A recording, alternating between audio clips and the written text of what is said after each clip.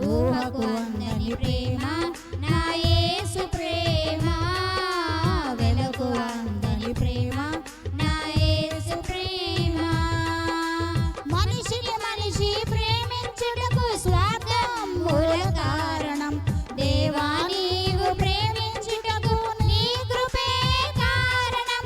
మనుషులు ప్రేమించుటకు ప్రార్థం మూల కారణం, దేవా నీవు ప్రేమించుటకు నీ కృపే కారణం.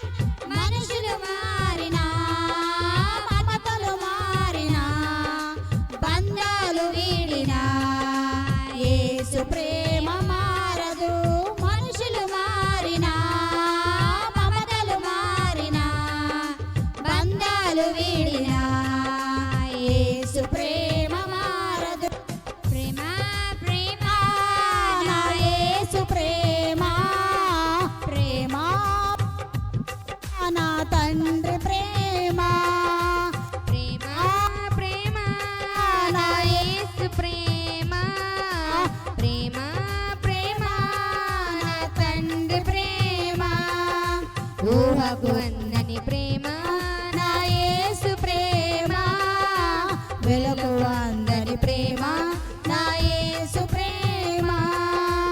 ఊహకు అందని ప్రేమ నా యేసు ప్రేమ, వెలుగు అందని ప్రేమ నా యేసు ప్రేమ. మంతా పోరాటం, ఏదో తెలియని ఆరాటం, నిత్యము ప్రేమకై వెదకటం, దొరకకపోతే సంకటం.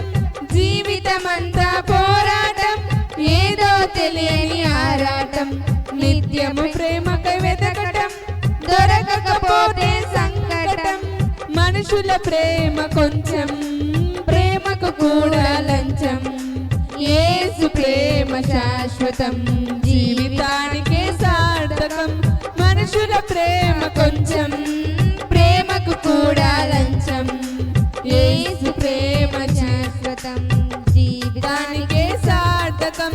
ప్రేమ ప్రేమ నా యేసు ప్రేమ, ప్రేమ ప్రేమ నా తండ్రి ప్రేమ, ప్రేమ ప్రేమ నా యేసు ప్రేమ, ప్రేమ ప్రేమ నా తండ్రి ప్రేమ. ఊహకు అందని ప్రేమ నా యేసు ప్రేమ, వెలుగు అందని ప్రేమ నా యేసు ప్రేమ.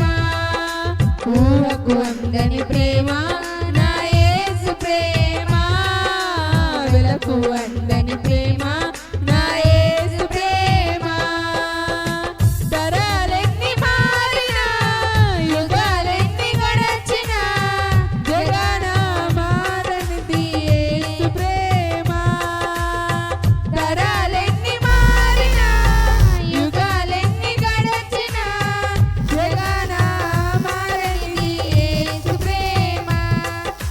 ప్రేమ ప్రేమ నా యేసు ప్రేమ, ప్రేమ ప్రేమ నా తండ్రి ప్రేమ, ప్రేమ ప్రేమ నా యేసు ప్రేమ, ప్రేమ ప్రేమ నా తండ్రి ప్రేమ.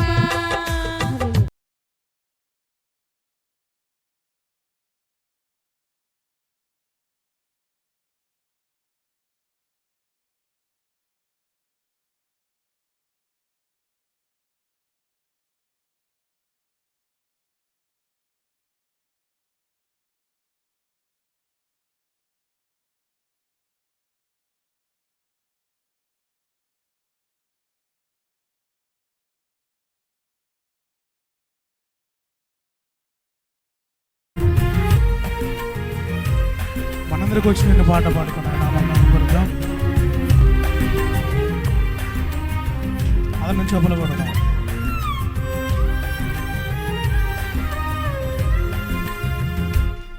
మహామహిమతో నిండిన కృపా సత్య సంపూర్ణుడా, మహామహిమతో నిండిన కృపా సత్య సంపూర్ణుడా ఇశ్రాయేలు స్తోత్రములపై ఆసీనుడా యేసయ్యా నా స్తుతుల సింహాసనం నీ కోసమే యేసయ్యా మహామహిమతో నిండిన కృపా సత్య సంపూర్ణుడా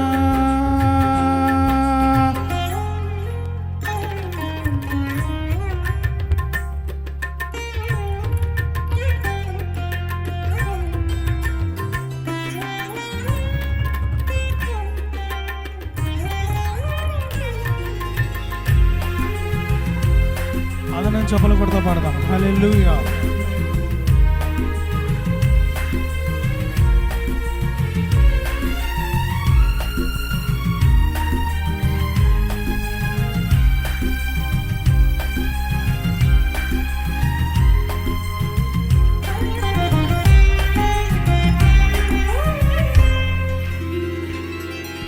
మహిమను విడచి భువిపైకి దిగి వచ్చి కరుణతో నన్ను పిలచి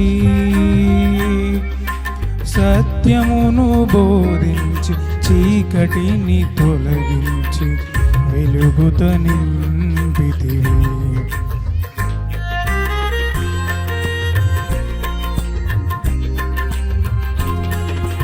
మహిమను విడచి భూమిపైకి దిగి వచ్చి కరుణతో నన్ను పిలచి సత్యమును బోధించి చీకటిని తొలగించి వెలుగుతో నింపితివి. సదయుడవై నా పాదములు తొట్టిల్లనివ్వక స్థిరపరచే నీ కృపలో నడిపించువాడవు. సదయుడవై నా పాదములు తొట్టిల్లనివ్వక స్థిరపరచి నీ కృపలో నడిపించువాడవు. మహామహిమతో నిండిన కృపా సత్య సంపూర్ణుడా ఇశ్రాయేలు స్తోత్రములపై ఆసీనుడా యేసయ్యా మహామహిమతో నిండిన కృపా సత్య సంపూర్ణుడా.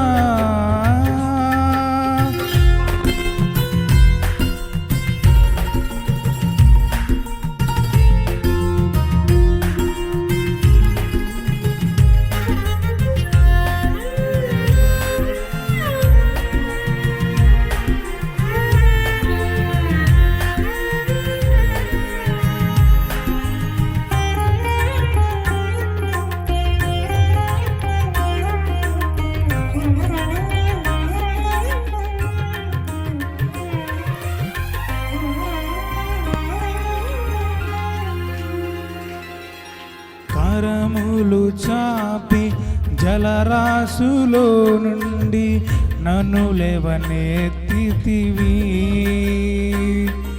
క్షేమమును దయచేసి నన్ను వెంబడించి అనుదినం కాచితివి.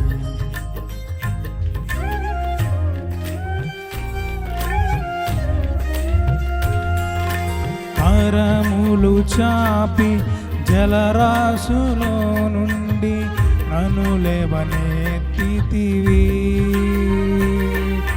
క్షేమమును దయచేసి నన్ను వెంబడించి అనుదినం కాచితివి. అక్షయుడా ప్రేమను చూపి ఆదరించినావు. నిర్మలుడా బాహువు చాపి దీవించువాడవు. అక్షయుడా ప్రేమను చూపి ఆదరించినావు. నిర్మలుడా బాహువు చాపి దీవించువాడవు. మహామహిమతో నిండిన కృపా కృపా సత్య సంపూర్ణుడా ఏలు స్తోత్రములపై ఆసీనుడా యేసయ్యా మహామహిమతో నిండిన కృపా సత్య సంపూర్ణుడా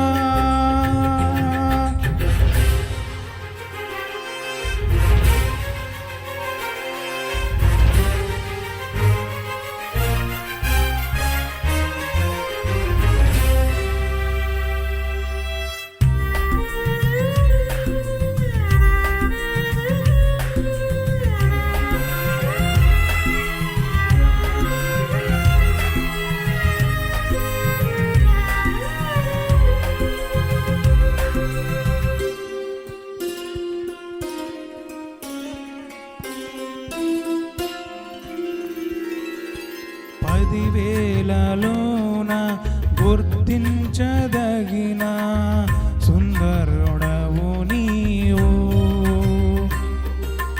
అపరంజి పాదములు అగ్ని నేత్రములు కలిగిన వాడు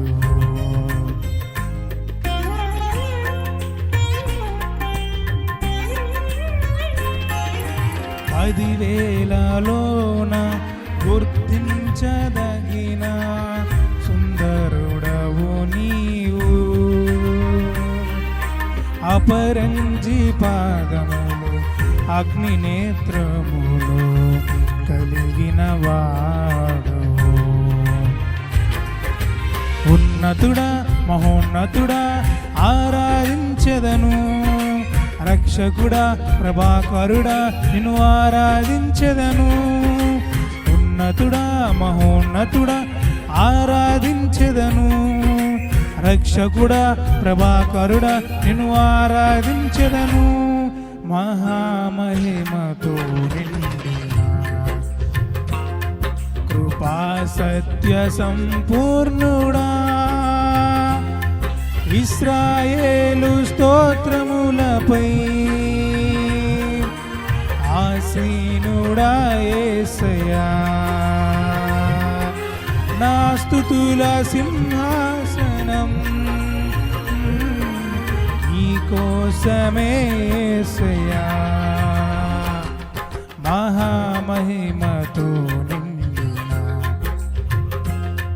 కృపా సత్య సంపూర్ణుడా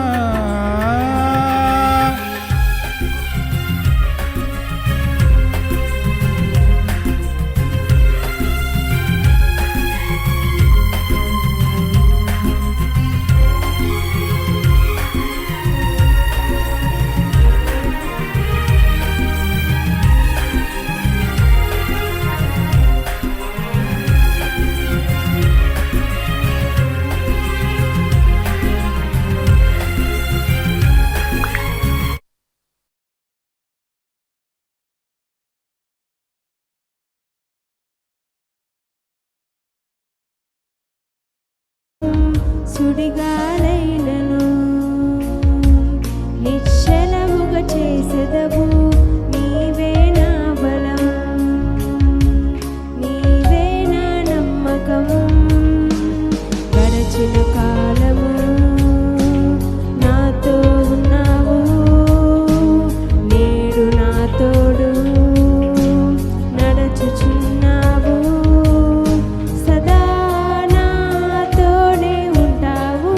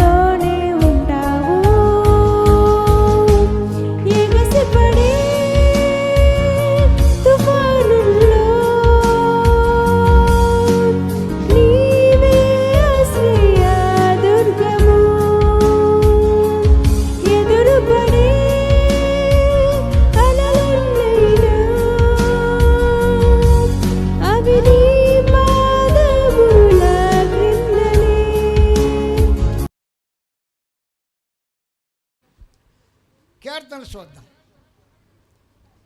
కీర్తనలు మహాశ్రమ కాలంలో దావీదు రాశాడు. శ్రమ అంటే మామూలు శ్రమ కాదు. ఆ ఊరోళ్ళందరూ ఎలాగ చంపాలి దావీదుని, భయంకరమైన మహాబలశారైన గొలియాతను చంపాడు ఆ దావీదు. అటువంటి వాడు మనకు దొరికాడు గనక ముక్కలుగా ఖండలుగా చీల్చేద్దామని ఆ ప్రపంచం, ఆ రాజ్యం అంతా వచ్చేసింది రాజకోటలోనికి. ఆ టైంలో దొరికాడు గనక మౌనంగా ఉన్నాడు. గొలుసులతో కట్టేశారు. ఏమి చేయాలి అనేటప్పుడు దావీదు ఏమి చేశాడంటే, ఎందుకు దొరికిపోయాడంటే, ఈ సౌలు తగిలి సౌలు ప్రజలు, సైనికులు, ప్రజలు కూడా బహుమానానికి ఆశించి, ఈ దినాలు కూడా అంతే, మంచిని ఎవరు ఆశించడం లేదు. చెడు అనుకోండి బ్రహ్మాండంగా. ఇదే లైన్లో ఈ రోజుని వచ్చే శనివారం నాడు రికార్డింగ్ డ్యాన్స్ పెడుతున్నాం. అందరూ రెండు అన్నాం అనుకో, కొండ అంతా బారులు తీరిపోయి కింద నిమ్మ తోట కానిచ్చి ఇక్కడ వచ్చేస్తాడు. ఎలాగొస్తారంటే జనం ఎలాగొస్తారంటే ఎరగదీసేస్తారంతే. వాళ్ళు పెట్టాలి డ్యాన్సర్ని. ఎవరిని? వాళ్ళు ఒక 20 మందిని బుక్ చేసి పెట్టామంటే వాడు తిట్టినా, వాడు చేసినా, వాడు ఏమన్నా, వాడు అవమానపరిచినా, కేకలేసినా నోరెత్తారు కానీ ఏళ్ళు లేస్తుంటారు. అది మంచిదా చెడుదా? ఒక వాడకట్టుని దీవించి, ఒక దేశాన్ని దీవించి, ఒక దేశాన్ని ఆశీర్వదించి, ఒక ఇంటిని ఆశీర్వదించి, ఒక ఇంటిలో ఉన్న చెడుని బయటికి పంపించే దేవుడు మన దేవుడు. ఆమేన్. హల్లెలూయా. మన దేవుడు మంది ఏది ఆగదండి. ఇటువంటి దేవుడు అంట ప్రపంచాన్ని సృష్టించాడు. ఆకాశం నేనే పరిశా, భూమిని నేనే పరిశా, ఆకాశం కింద ఉన్న సమస్తాన్ని నేనే సిద్ధపరిచాను, నాకంటే ఎవడు మగోడు లేడు అంటున్నాడు. ఇంతే దేవుడు. నువ్వు నమ్మితే నీకు సమస్తం సాధ్యం అన్నాడు. హల్లెలూయా, హల్లెలూయా. అటువంటి దేవుణ్ణి దావీదు కొలుస్తున్నాడు. దావీదు కొలిస్తే దావీదును రాజు చేసిన మేలుకి దావీదును పట్టించిన, దావీదుని శవాన్నిచ్చిన, అర్ధరాజ్యం ఇస్తానని ప్రకటన చేశాడు దుర్మార్గుడైన సౌలు. హల్లెలూయా. దావీదు 10 నిమిషాలు కానీ అక్కడికి రాకపోతే సౌలు పిల్లలని, భార్యని, సౌలు సైనికులను కూడా చంపేస్తాడు 10 నిమిషాలు. ఎందుకంటే ఫిలిష్తీయులు కేరింతలు కొడుతున్నారు, వాడిపోయారని. 40 దినాలు అయిపోయింది. వాళ్ళకి వీళ్ళకి మాట అనుకున్నారు, మాలోంచి ఒక వీరుడు వస్తాడు, మీలోంచి ఒక వీరుడు రా. ఎందుకంటే అనేక మంది యుద్ధంలో యవనస్తులు చచ్చిపోతున్నారు, యవన స్త్రీలు అనేక మంది ఎదవరాలు అయిపోతున్నారు. ఈ చూపు యుద్ధం ఎలా చేయాలంటే, మీలో ఒక మనిషి వస్తాడు, మాలో ఒక మనిషి వస్తాడు. వాడు దెబ్బలు ఆడుకొని ఒకడు ఓడిపోతే ఆ రాజ్యం వాళ్ళ మీద ఓడిపోవాలి. ఇది వాళ్ళ పందెం. 40 దినాలు అయిపోయి వాడి బాంబులు వాయిస్తున్నారు, గెంతులేస్తున్నారు, కేరింతలు కొడుతున్నారు. ఇశ్రాయేల్ స్త్రీలు అంటే ఎటువంటి వాళ్ళు చెప్పండి? మీకు తెలిసి ఏమని తెలీదా? ఏంటో నాకేం అర్థం అలా. చురుకైన వారే కాదు, మా అందమైన స్త్రీలు అంట. హల్లెలూయా. చురుకైన వారు మహా అందగత్తెలు అంటవారు. వాడు మూర్ఖులు కాబట్టి వాళ్ళు అంటున్నారు, ఈ స్త్రీలని, ఈ పురుషులని చంపేస్తాం, స్త్రీని మనమే శోధనం చేసుకుందామని ఆలోచనలో ఉన్నారు.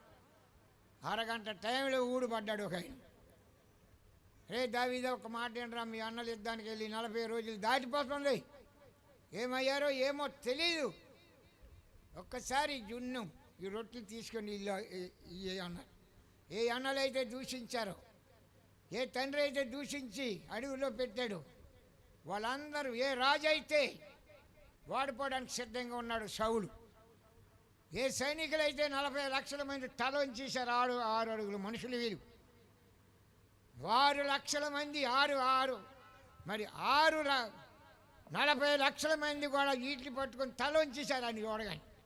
వాడు ఎలాగున్నాడంటే ఒక్కొక్క తొడ ఇదిగో మన స్తంభంలాగా ఉందంట, ఒక్కొక్క చెయ్య పిల్లర్లాగా ఉందంట. రెండు ఎవడొస్తాడు చీల్చేస్తాను అంటున్నాడంట. అలా తలోంచేశారు. అదే సమయంలో పావు గంట అరగంట టైంలో వచ్చి పడ్డాడు అక్కడ. పెద్దోడిని వచ్చి అడిగాడు రూపేణి, అన్న ఏంటి అసలు?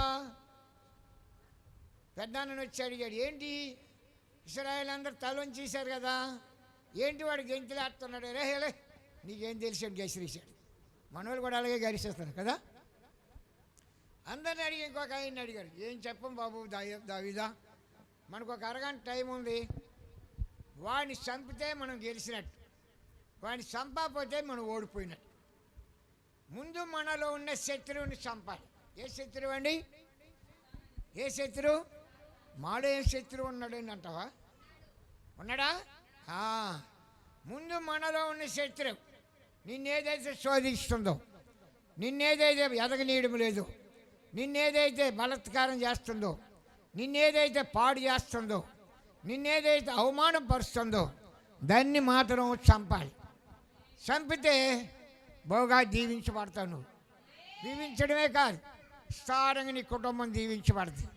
ముందు చంపాలి. ఒక లేఖనం ఉందండి, మరి దాన్ని ఒక్క అక్షరం మీకు చూపిస్తే ఇర్మియా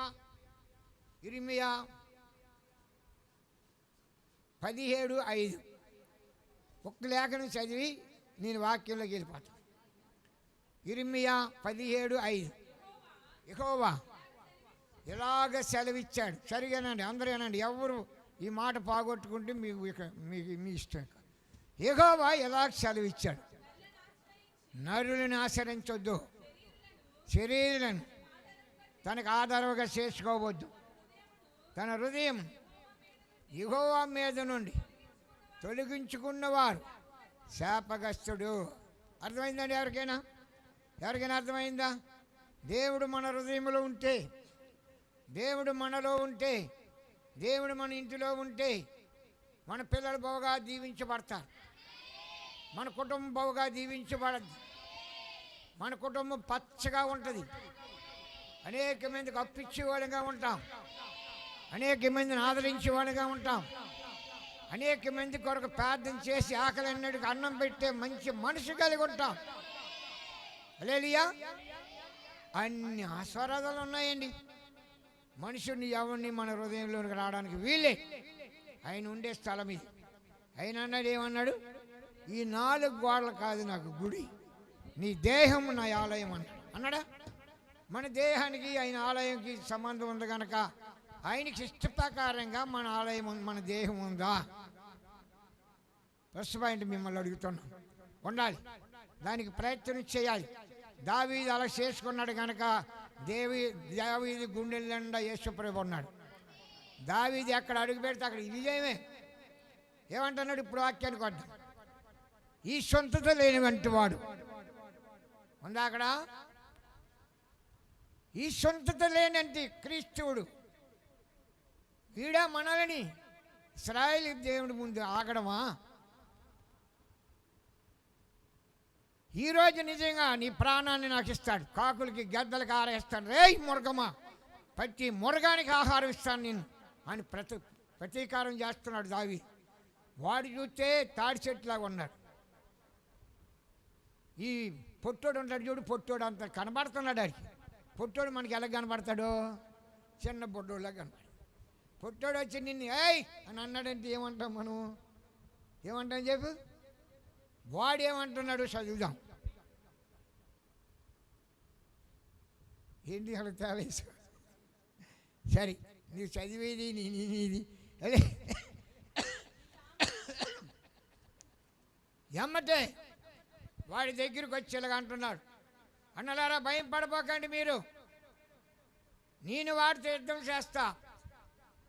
సున్నిత లేనంటే వాడు ఫిలిష్తీయుడు, వాడిని ముక్కలుగా నరికి మురగాలకి గద్దలకి పచ్చుడిగా వేస్తాను నేను. ఈ రోజుని నిశ్చయముగా వాడు ప్రాణము నా చేతికి ఇస్తాడు, దేవుడు ఇచ్చున్నాడు, అందుకే నన్ను పంపించాడు అన్నాడు. ఎమ్మటే రాజు దగ్గర తీసుకెళ్ళాడు, డ్రెస్ వేసాడు. డ్రెస్ ఎగ్గేసన్ను కదలలేకపోయాడు. మరి ఎలాగ చంపుతావా రాజా? ఒక మాట విను, నేను మంద కాస్తుండగా ఒక సింహం వచ్చింది. గర్జించే సింహం వచ్చి నా గొర్రె పిల్లని ఎత్తుకుపోతుంది. ఎమ్మటే దాన్ని పరిగెత్తి తోక పట్టుకొని నడుము మీద కాలేసి 2 పక్కల నోరు దంతలు శీలి సవతలు పాడేసి నా గొర్రె పిల్లని రక్షించుకున్నాను అన్నాడు. అదే కాదు, ఇంకోటి ఎలిగిపోయింటి ఒకసారి వచ్చింది మందలోకి. నా గొర్రె పిల్లని నలిపేస్తుంది. ఎలిగిపోయింటిని పట్టుకొని ఒకే గుద్దా దెబ్బకి చచ్చి నా గొర్రె పిల్లని రక్షించుకున్నాను. హల్లెలూయా. వీడించేప్పుడు నిమిషంలో చంపేస్తాను అన్నాడు. సరే, ఏమేమి పట్టాలి, ఏం అక్కర్లే నాకు. ఒడిసిలు తీసుకున్నాడు. ఆ పక్కనే 4-5 రాళ్ళు ఎత్తుకున్నాడు. ఏంటి వీడు ఎత్తుకుతున్నాడు అని చూస్తున్నాడు. 4 గులకరాలు ఎత్తుకున్నాడు. 4 కాదు 5. ఈ 5 గులకరాలకి అసలు ఏమైనా పొత్తుందా? మీరు చెప్పండి, ఒక మాట చెప్పాలి.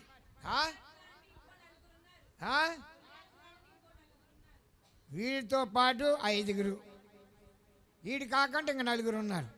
ఒకవేళ వాడు తిరిగి వస్తే ఈ 4 వాళ్ళకి ఉపయోగిస్తాడు. హల్లెలూయా.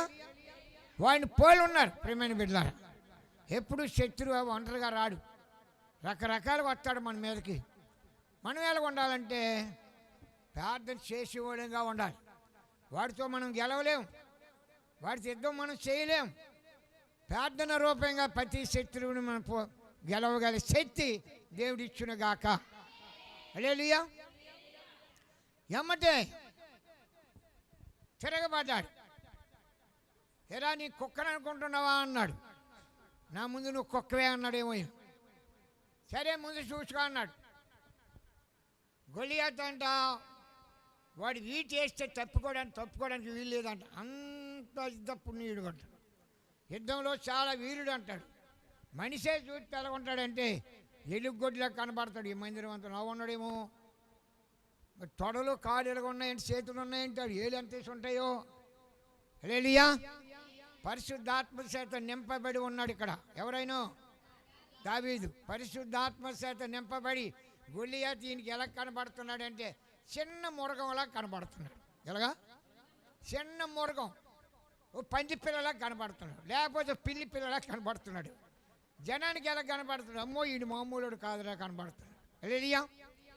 ఎప్పుడైతే ప్రేమైన బిడ్డలారా వాడు వీటే కానీ ఈ ఎంటికలు రాసుకొని వెళ్ళిపోయిందంట. చూడు ఎంత యుద్ధ వీరుడు. కాసుకో అన్నాడు. గిరగిర తిప్పి ఒలిసి ఎంతమందికి తెలుసు? నాకు తెలుసు. ఇలాగుంటుంది, 3 గొలుసుల్లో ఉంటుంది ఒలుసు. స్వయంగా మేము నేర్చుకొని ఉంచుకుంటాం. ఎందుకని? మనుషులు చంపడానికి కాదు. గంటె నీళ్ళు తినేసి, జొన్న నీళ్ళు తినేసి, కొర్రలు ఎన్నెళ్ళు తినేస్తాయని, చిలకలు పచ్చులు వస్తాయని అలా వేసేవాళ్ళం. దాన్ని పడితే వాడు పడిపోయి తగిలితే మామూలు దెబ్బ తాగదు. ఒక కొస్సు ఇడిచిపెట్టాలి. గిడ తిప్పి వాడు మొత్తం అంతా తల నుంచి పాదాల వరకు కూడా ఉక్కు కమిషం వేసేసాడు. చిన్న కాణ ఉన్నాడు పైన. ఆ కాణ ఎందుకంటే గాలి తగలడానికి ఉంచుకున్నాడు. హల్లెలూయా. హల్లెలూయా. ఎప్పుడైతే వలిసి తిప్పి కొట్టాడో ఈ కాణాల దూరిపోయింది. అలా పడిపోయాడు. పడిపోయినటువంటి దావీదు పరిగెట్టెళ్ళి వాడి కత్తె తీసి నరికి తల శరీరాన్ని పచ్చులకి వేసి మృగాలకి వేసి చేతికి పైకి ఎత్తాడంట. అప్పుడేమన్నారంట?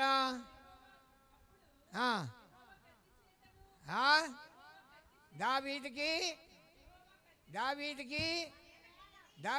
10,000, సౌలుకి ఈ సౌలు కూడా అన్నాడు 10,000 అని. తర్వాత ఆలోచించాడు, ఏంటి వాడికి 10,000 నాకు 1,000, అమ్మ ఈ నన్ను కూడా చంపేస్తాడు అనుకున్నాడు. అంతటి వాడిని చంపిస్తే నన్ను కూడా చంపేస్తాడు అని ఎప్పుడైతే భయం పడిపోయాడో తిరుగుబాటు చేశాడు.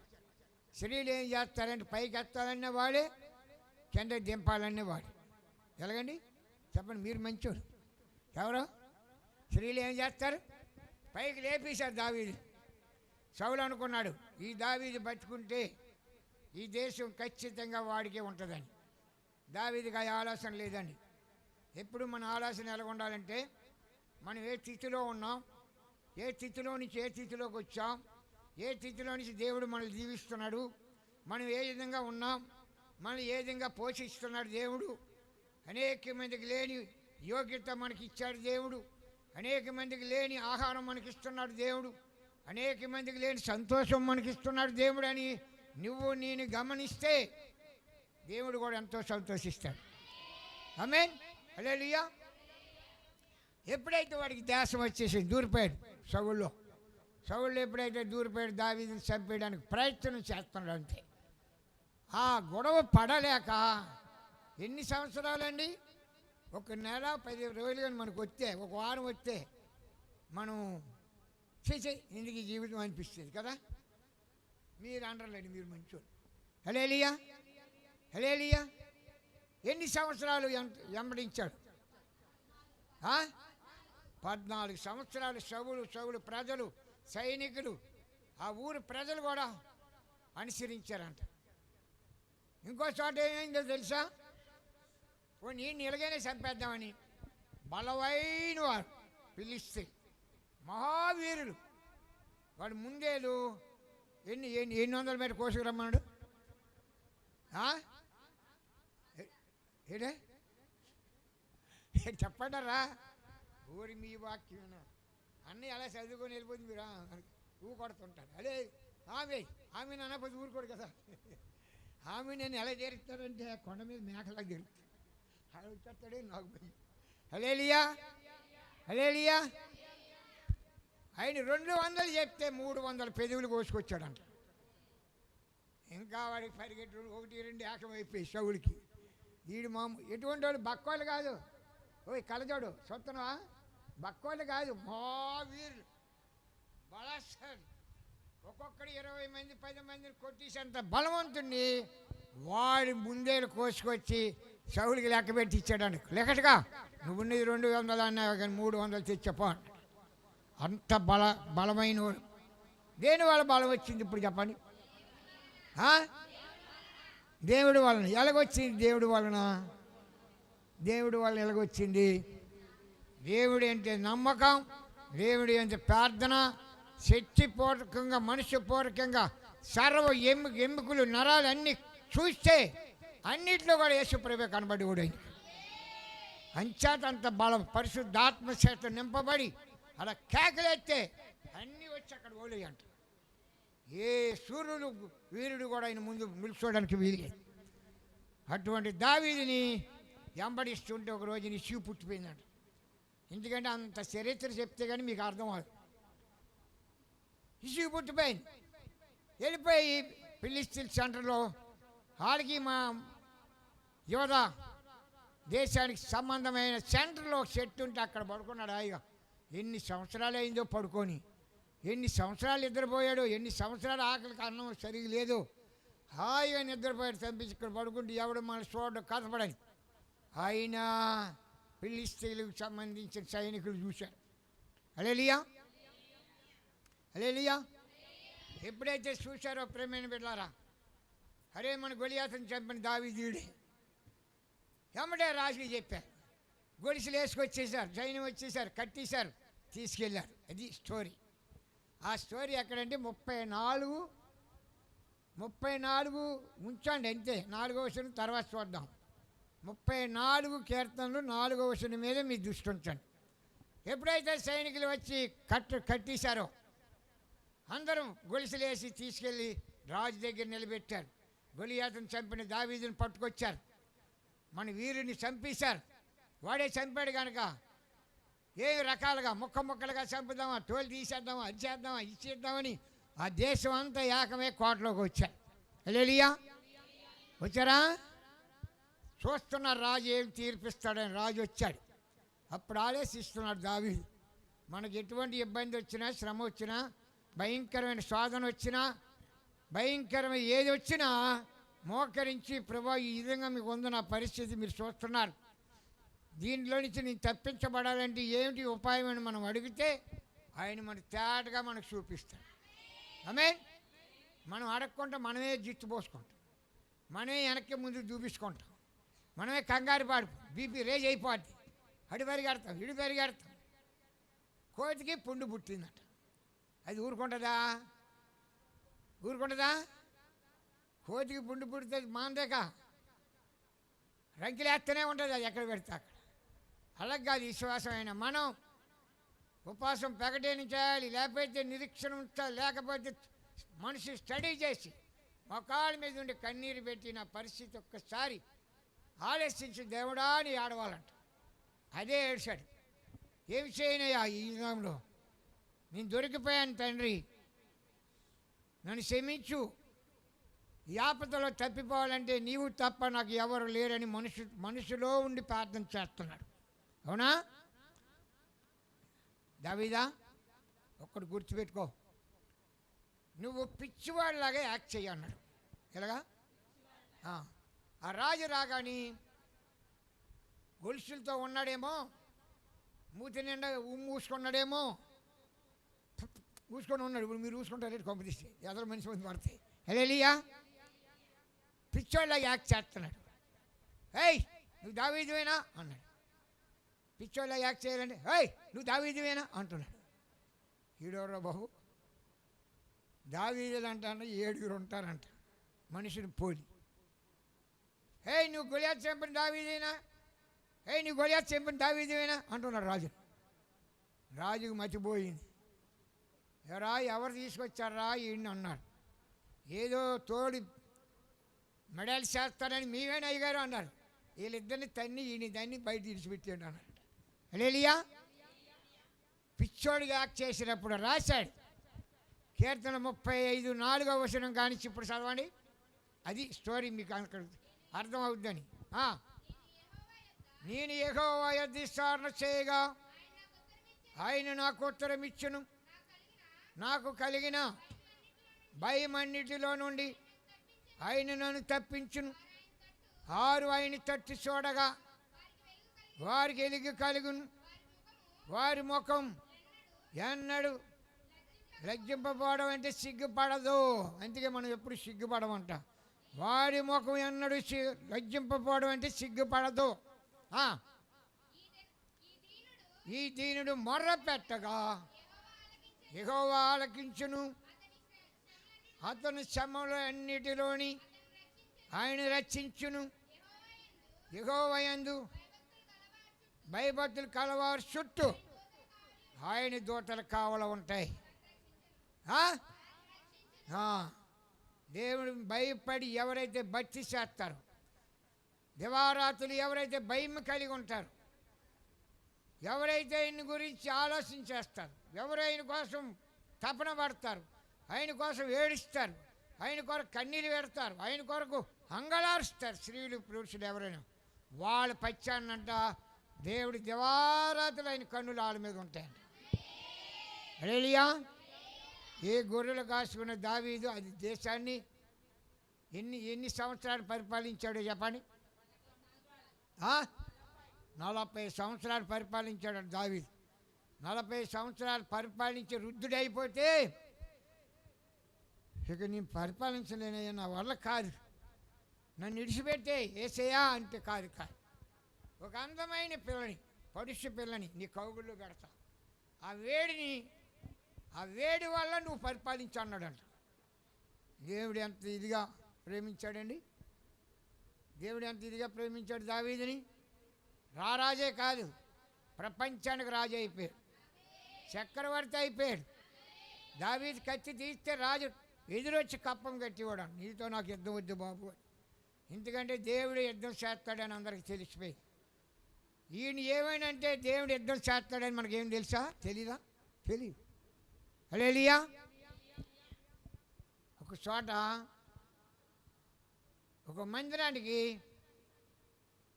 పిల్లలు భర్త భార్య తరిసికి వెళ్ళిపోయి నోడు మై నానా బీభత్సంగా చేసేవాడు. అలాగ కళ్ళు మూసుకొని అలాగ కన్నీరు పెట్టాడు దేవుడు. క్షమించండి, ఆ పాస్టర్ గారు కన్నీరు పెట్టి, ఏమయ్యా మేమేం పాపం చేసామని మమ్మల్ని అవమానపరుస్తున్నారు వీళ్ళు. మన సాక్ష్యం ఎలా ఉండాలి? కూరలు ఉప్పేసినట్టుగా ఉండాలి. మనం వెనకెళ్ళిపోయిన తర్వాత మనం చెప్పుకున్నాడంటే వాడికి శాపంగా మారిపోవాలి. అందుకని ఎప్పటికప్పుడు మీరు కడుక్కోండి అన్నాడు దేవుడు. అందరూ మోకరించండి, ప్రార్థన చేసుకుందాం. నిర్మలమ్మ వచ్చి ప్రార్థన చేస్తుంది. పరిశుద్ధుడా, ప్రేమగల దేవ, సర్వశక్తిమంతుడా, సర్వోన్నతుడా, సకల ఆశీర్వాదాలకు ఆశీర్వచనాలకు కారణభూతుడైన మా గొప్ప పరమ తండ్రి, నీకు వందనాలు, స్తుతులు, స్తోత్రాలు చెల్లిస్తున్నాం నాయన. గడిచిన కాలమంతా నీ చల్లని రెక్కల చాటున దాచి కాపాడి రక్షిస్తూ పోషిస్తూ ఎప్పటికప్పుడు మమ్మల్ని కాపాడుతున్న విధానికే మీకు వందనాలు చెల్లిస్తున్నాం నాయన. మాకంటే గనులు, గొప్పవారు, ఐశ్వర్యవంతులు, స్థితి గలవారు, ఆయన బంధు బలగాలు ఉన్నవారు, పేరు ప్రఖ్యాతులు ఉన్నవారు నేడు దినాలు సజీవులుగా లేరయ్యా. కేవలము నువ్వు పెట్టిన భిక్ష ద్వారా నీ కృపను బట్టి సజీవులుగా మేము నీ సన్నిధిలో ఆరాధించే గొప్ప ధన్యత, భాగ్యం మాకు ఇచ్చినందుకు మీకు వందనాలు, స్తుతులు, స్తోత్రాలయ్యా. వచ్చిన ప్రతి బిడ్డను మీరు దీవించండి, ఆశీర్వదించండి. ఈ 40 దినముల ఉపవాస కూడికలలో ప్రభువా, ఆయన నీకు నచ్చనిది, నీవు మెచ్చనిది మాలో నుంచి మేము దూరం చేసుకోవడానికి, మమ్మల్ని మేము పవిత్రపరచుకొని ఎదుట నిలవబడడానికి తగిన శక్తి సామర్థ్యాలు మాకు దయచేయండి ప్రభువా. ప్రార్థన యందు అత్యాశక్తి కలిగి ప్రభువా, ఆయన తండ్రి నీకు స్తోత్రాలు చెల్లిస్తున్నాం. మా కుటుంబ సమస్యల కొరకు, మా జీవిత మేలు కొరకు, ఆయన తండ్రి కుటుంబ ఆశీర్వాదాల కొరకు కుటుంబాలుగా నీ సంధిలో పాల్గొనే ధన్యత, భాగ్యం మాకు దయచేశారు. మీకు వందనాలు, స్తుతులు, స్తోత్రాలు. అనేక మందికి లేని భాగ్యం మాకు ఇచ్చినందుకు మీకు వందనాలు ప్రభువా. వచ్చిన ప్రతి బిడ్డలను మీరు దీవించండి, ఆశీర్వదించండి. వారి బలహీనతలు కూడా లెక్క చేయకుండా నీ సన్నిధిలోని ఆనందం వెతుక్కుని వచ్చారు ప్రభువా. వారు వెళ్ళి చూడగా అదే బలహీనతతో తిరిగి వెళ్లకుండా మీ శక్తి కలిగిన యేసు నామమును బట్టి మీ దయగలిన హస్తమును చాపి ఆయన మీరు కురచగాని దక్షిణ హస్తమును వారి తల మీదుగా ఉంచి ప్రభువా, అరికాలు మొదలుకొని నడినెత్తి వరకు ప్రతి బలహీనతలను యేసు నామలో మీరు ముట్టి స్వస్థపరిచి విడిపించి మేలు చేయండి ప్రభువా. ప్రతి కుటుంబాన్ని మీరు సమాధానంతో నింపండి ప్రభువా. ఆయన 10th క్లాస్ ఎగ్జామ్ రాస్తూ ఉండగా బిడ్డలకు మీ జ్ఞానమును దయచేయండి, దైవ జ్ఞానమును దయచేయండి ప్రభువా. ఆయన వారి తల్లిదండ్రులకు మంచి పేరు ప్రతిష్టలు తెచ్చే బిడ్డలుగా మీరు దీవించండి. వారి రాకపోకలు ఎందుకు మీ కృపతోడే ఉంచి నడిపించండి. Inter first year, second year పరీక్షలు రాస్తున్నారు బిడ్డలు. ఆ రిజల్ట్ కోసం ఎదురు చూస్తూ ఉండగా మంచి మార్కులతో వారు కూడా ఆయన తండ్రి ఆశ్చర్యపోయే రీతిలో మంచి మార్కులతో పాస్ అయ్యే కృపను మీరు దయచేయండి. ఎవరు బలహీనులుగా విజ్ఞాపన కోరి ఉన్నారు వారందరినీ కూడా పేరు పేరు మీ జ్ఞాపకం చేసుకుని వారికి ఉన్న బలహీనతలు మీరు ముట్టి స్వస్థపరచండి అయ్యా. రేపు ఉదయ కాలమందు ప్రభు నీ నామ మహిమార్థమై దీనుడవై నాయన తండ్రి ఆకాశ మహాకాశాలను విడిచి చంది కురుపార్సను విడిచి నాయన తండ్రి ఎంతో రిక్తుడివై గాడిద మీద నాయన మట్టల ఆదివారాన్ని పురస్కరించుకొని రేపు ఉదయ కాలం నిన్ను ప్రకటిస్తానికి ప్రభు మేము ర్యాలీకి వెళ్తూ ఉండగా ఏ దుష్టశక్తులకు మాపై అధికారం లేకుండా నీ సిలువ సువార్త ప్రకటించుటకు ఆయన ఎవరైతే భారము కలిగి ఉన్నారో అందరూ కూడా ఐకమత్యం కలిగి ఈ సందులో పాల్గొనే ధన్యత, భాగ్యం దయచేయండి ప్రభువా. ఆయన నీ సువార్త ప్రకటించడం ద్వారా ఎంతో నాయన దీవెన ఆశీర్వాదాలు మేము పొందుకుంటాం. మాకున్న శాపములు, మాకున్న రోగములు, మాకున్న బలహీనతలు తొలగి నీ సన్నిధి సమాధానంతో మమ్మలను మా కుటుంబాలు మీరు నింపండి అయ్యా. ఆయన తండ్రి ఎప్పుడు ఉదయం కొరకు సిద్ధపరచున్న ప్రతి కుటుంబాన్ని కూడా రమా కుటుంబాన్ని, షారోన్ గారి కుటుంబాన్ని మీ జ్ఞాపకం చేసుకోండి ప్రభు. అడిగినంతనే ప్రభు ప్రేరేపించబడి నీ సన్నిధి కొరకు ఇచ్చుచున్న వారిని మీరు ఆశీర్వదించండి ప్రభు. నాయన తండ్రి నీ సన్నిధి కొరకు ఎంతమంది బిడ్డలు అయితే మందిర నిర్మాణం కొరకు ఇచ్చున్నారో వారి నాయన తండ్రి శక్తి కొలది, శక్తికి మించి కూడా అనేక మంది ఇచ్చారు ప్రభు. వారికి ఉన్న ప్రతి కొరతలను మీ ఐశ్వర్యం చొప్పున తీర్చండి. వారికి కావాల్సిన సమస్త వనరులు మీరు సమకూర్చండి ప్రభు. నాయన మందిర నిర్మాణం కొరకు అనేక మంది గుప్త నిధులు కూడా ఇచ్చాడు, వారిని కూడా మీ జ్ఞాపకం చేసుకోండి. గుప్త దానాలు చేసి ఉన్నారు, వారిని మీ జ్ఞాపకం చేసుకోండి. అనేక రెట్లు దీవెనతో వారిని నింపండి ప్రభు. నీ మందిరం అవడం నాయన ఇక్కడ సుందరంగా నిర్మించబడడానికి మీరే సహాయం ఇచ్చండి. ప్రతి ప్రతికూల పరిస్థితులను అనుకూలంగా మీరు మార్చండి ప్రభు. ఇక్కడ మందిరం ఉండటం ద్వారా ఇక్కడ ఉన్న చుట్టుపక్కల వారు కూడా ఆశీర్వాదకరంగా ఉండడానికి సహాయం చేయండి. అనేక నూతన ఆత్మల మందిరాల్లో మీరు నింపండి ప్రభు. మందిర నిర్మాణానికి కావాల్సిన సమస్త వనరులు మీరు సమకూర్చండి. రేపు ఉదయ కాలమందు ప్రపంచం అంతటా, ప్రపంచం అంచుల చుట్టూ ప్రభు నీ నామ మహిమార్థమే జరుగుతున్న ప్రతి ఆరాధనలు దైవ సేవకులు కుటుంబాలు మీ జ్ఞాపకం చేసుకొని నీ నామ మహిమార్థమే ప్రతి ఆరాధన జరుగునట్లు సహాయం చేయండి. ఆయన మా సంఘ బిడ్డలను మమ్మల్ని మీ హస్తాలకు అప్పగించుకున్నాం. ఇంకా నీ సేవ పరిచయం మా కుటుంబాన్ని వాడుకొని సంఘ బిడ్డలందరికీ దీవెనకరముగా నాయన మా సంఘమును మీరు అనేక మందికి దీవెనకరంగా నిలబెట్టుచున్న దేవానికి స్తోత్రాలు చెల్లిస్తున్నాను. దైవ సేవకుల కుటుంబాలందరినీ కూడా పేరు పేరు మీ జ్ఞాపకం చేసుకుని మీ దీవెనలతో నింపమని ఎంతవరకు నాయన జరిగిన కార్యక్రమం అంతటిని కూడా మీ నామ మహిమాంతమే జరిగించుకున్నారు. ఇక మీ కృపతోడే ఉంచి నడిపించి రేపు ఉదయ కాలం రాత్రి కాలం జరుగుతున్న ఆరాధనలు కూడా జయకరంగా మహిమకరంగా ర్యాలీలో కూడా మీ నామానికి మీరు మహిమ తెచ్చుకోమని నజరేయుడైన యేసునామమున అడిగి వేడుకొని పొంది ఉన్నాము తండ్రి, ఆమేన్. మన తండ్రి అయిన దేవుని ప్రేమ, కుమారుడైన యేసుక్రీస్తు వారి కృప, పరిశుద్ధాత్మైన సహవాసం మనకిను భూలోకంలో ఉన్న పరిశుద్ధులకును సదాకాలం తోడై ఉండునుగాక. ఆమేన్.